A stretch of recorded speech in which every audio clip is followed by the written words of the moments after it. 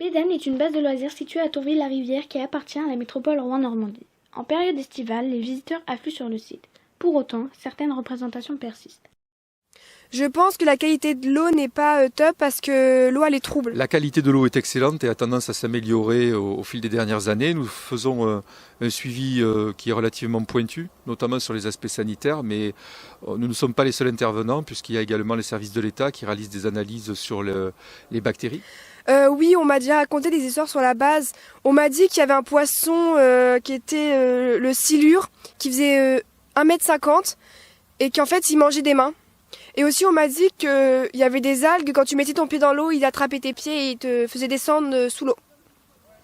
Alors heureusement non. Vous vous doutez bien avec les responsabilités des uns et des autres, s'il y avait le moindre danger, tout serait interdit.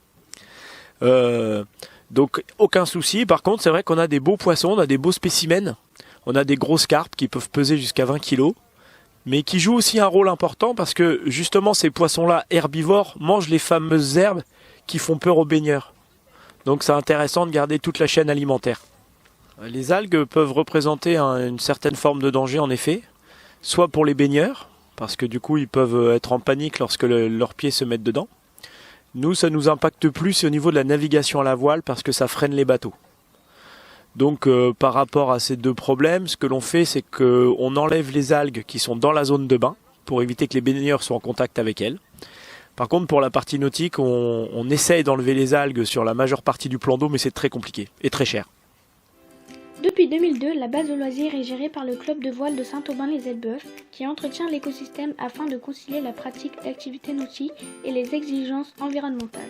On peut donner l'exemple d'un terrain qui vient d'être tourné. Les premières herbes qui poussent sur un terrain, ce sont les chardons et les mauvaises herbes. Petit à petit, c'est colonisé par les herbes classiques. C'est exactement le même combat qui se passe sous l'eau. Et du coup, il y a un équilibre qui doit se faire, parce que si le déséquilibre intervient, on peut contaminer l'eau avec ce qu'on appelle des cyanobactéries. Et les cyanobactéries peuvent être mortelles pour l'homme et les animaux. Une cyanobactérie, alors c'est une bactérie, mais en fait elle fait partie du phytoplancton puisqu'elle est dotée de facultés photosynthétiques. C'est-à-dire comme les plantes, elle peut fabriquer sa propre matière organique à partir de quelques nutriments et de la lumière du soleil. Elle fait de la photosynthèse. Certaines de ces algues sont toxinogènes, c'est-à-dire qu'elles peuvent produire des toxines. Et donc il y a un encadrement réglementaire qui vise à surveiller leur apparition, leur présence, leur quantité et également le type de cyanobactéries dont il s'agit, parce que certaines sont réputées toxiques et d'autres pas. Voilà. Pour rassurer les visiteurs, nous pouvons donc insister sur le rôle des algues dans l'amélioration de la qualité d'eau. A l'inverse, tout détritus jeté par l'homme peut participer à sa dégradation.